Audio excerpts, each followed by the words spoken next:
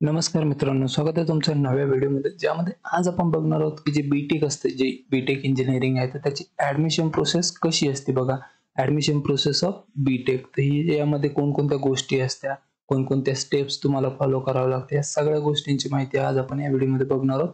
तर हा व्हिडिओ शेवटपर्यंत बघा आणि चॅनलवरती नवीन असाल तर सबस्क्राईब पण करून द्या, कारण मी असेच नवनवीन व्हिडिओ तुमच्यासाठी आणत असतो. आणि चला बघूया की बीटेकची ऍडमिशन प्रोसेस कशी आहे 2024 मध्ये. तर बघा, जे बीटेक आहे ना, त्याच्यासाठी सगळ्यात पहिले इलिजिबिलिटी बघून घेऊया. तर तुमचं 12वी सायन्स पास असणे गरजेचं असतं. तुम्ही 12वी सायन्स, त्यामध्ये फिजिक्स, केमिस्ट्री, मॅथमॅटिक्स हा ग्रुप असणं गरजेचं असतो, ज्यामध्ये मॅथमॅटिक्स हा कंपल्सरी सब्जेक्ट आहे, हा असणं गरजेचं आहे.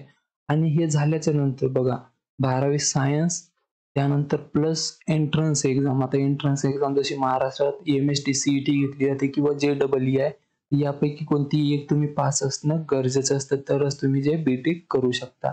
आणि बघा, त्याच्यानंतर जर आपण ऍडमिशन प्रोसेस बघितली तर बघा, तुम्ही CET वगैरे दिलेली. आता त्यानंतर काय करायचं, जेव्हा तुमचे ऑनलाईन शेड्यूल येईल बघा, त्या शेड्यूल मध्ये तुम्हाला ऑनलाईन रजिस्ट्रेशन करायचे. त्यामध्ये तुमची माहिती वगैरे भरायची, जे पण तुमचे अकॅडमिक डिटेल्स वगैरे असेल ते सगळं तुम्हाला भरून घ्यायचे.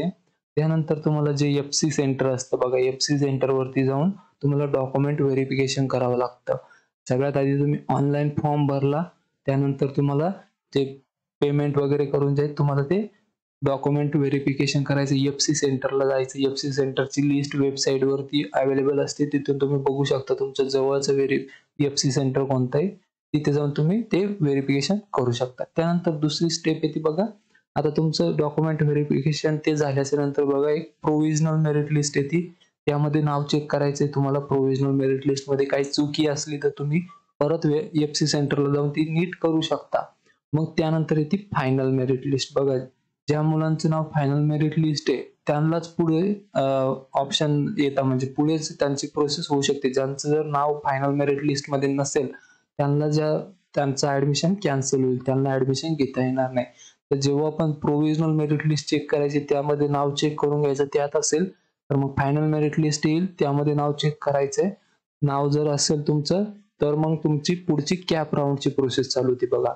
मग फायनल मेरिट लिस्ट लागल्याच्या नंतर तुम्हाला मेरिट आपलं वॅकेन्सी येते बघा, कोणत्या कॉलेजला किती जागा आहे किंवा कोणत्या कॅटेगरीसाठी किती जागा आहे, ते तिथे लिस्ट येत असते. ती लिस्ट आल्याच्या नंतर तुम्हाला काय कॉलेजचे ऑप्शन टाकायचे. म्हणजे तुम्हाला काय करायचे, तुम्हाला ज्या ज्या कॉलेजला ऍडमिशन घ्यायचे त्या कॉलेजचे तुम्हाला ऑप्शन फॉर्म भरावा लागतो. ऑप्शन फॉर्म जो असतो तिथे तुम्ही समजा एक कॉलेज टाकू शकता, त्याच्यानंतर दुसरं, तिसरं, चौथं, असे तुम्ही 250-300 कॉलेज टाकू शकता तिथे. तर तुम्हाला तो फॉर्म भरायचा असतो.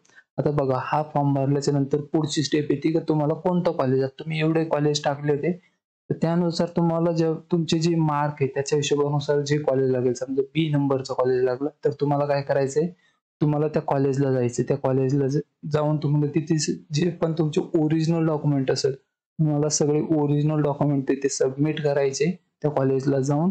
आणि त्यानंतर तुम्हाला फीस पे करायची. बघा, आता फी पण तुम्हाला वाटेल की एकदाच भरायची का, बरेच विद्यार्थी म्हणतात एकदाच भरावी लागेल का.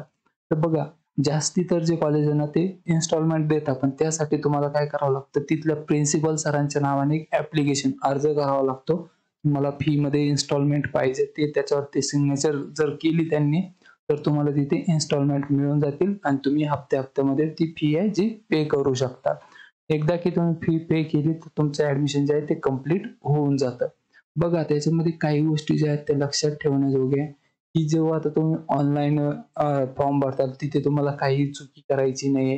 जेव्हा डॉक्युमेंट व्हेरिफिकेशन होईल तेव्हा तुम्हाला सगळे ओरिजिनल डॉक्युमेंट तिथे घेऊन जायचे. आणि बघा, हे एक महत्वाचा ऑप्शन फॉर्म भरताना 2-4च कॉलेज नाही टाकायचे. तुम्ही तिथे 300 कॉलेज पर्यंत टाकू शकता. तर कमीत कमी 30 तरी कॉलेज टाका. कमीत कमी 30 कॉलेज तरी तुम्ही त्या ऑप्शन फॉर्म मध्ये टाका. आता जे सगळ्यात चांगलं आहे ते वरती टाकायचं.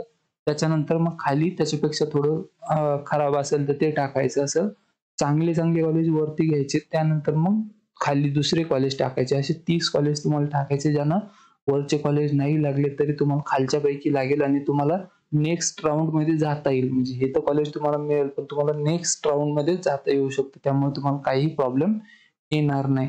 आणि बघा याच्यामध्ये जर तुम्हाला अजून काही माहिती हवी असेल तर बघा, अजून एक गोष्ट आहे की तुम्हाला जर सक्सेसफुल ऍडमिशन करायचं असेल तर तुम्हाला सुरुवात जी आहे ना आधीपासूनच करावी लागेल. आता जसं मी सांगितलं तुम्ही 30 कॉलेज टाका.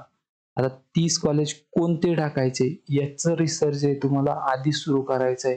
तुम्ही आधीपासूनच जे कॉलेजेसची माहिती काढा, त्यांचे जे ॲडमिशनचं क्रायटेरिया वगैरे कट ऑफ जो असतो तो कसा आहे, त्यानंतर तिथले जे कॅम्पस वगैरे ते कसं आहे, अकॅडमिक क्वालिटी कशी आहे, तुम्हाला आधीच माहिती काढून ठेवायची आहे आणि त्यानुसार त्यांची रँकिंग लावून ठेवायची. म्हणजे कोणतं कॉलेज जे आहे ते वरती ठेवायचं, कोणतं खाली ठेवायचं, अशी रँकनुसार त्याला प्रायोरिटी द्यायची आहे. त्यानुसार तुम्हाला मग ऑप्शन फॉर्म भरायला सोपं जाईल. आणि त्यानंतर दुसरी गोष्ट की जसं मी सांगितलं कमीत कमी 30 कॉलेज करायचे. तुम्हाला मल्टिपल कॉलेजला जे आहेत अप्लाय करायचंय. 2-4 कॉलेजला नाही. कारण मुलं काय करतात 4 किंवा 5 कॉलेज टाकताना म्हणतात, की मला यापैकी एक कॉलेज लागून जाईल आणि अशा वेळेस काय होतं त्यांना कोणतंच कॉलेज लागत नाही आणि पहिल्या कॉलेजमध्ये जे जवळपास 60 ते 70 जागा ज्या असतात, 60 ते 70% जागा फुल होत असतात. म्हणजे तुम्हाला दुसऱ्या राउंडमध्ये खूप कमी जागा असतात.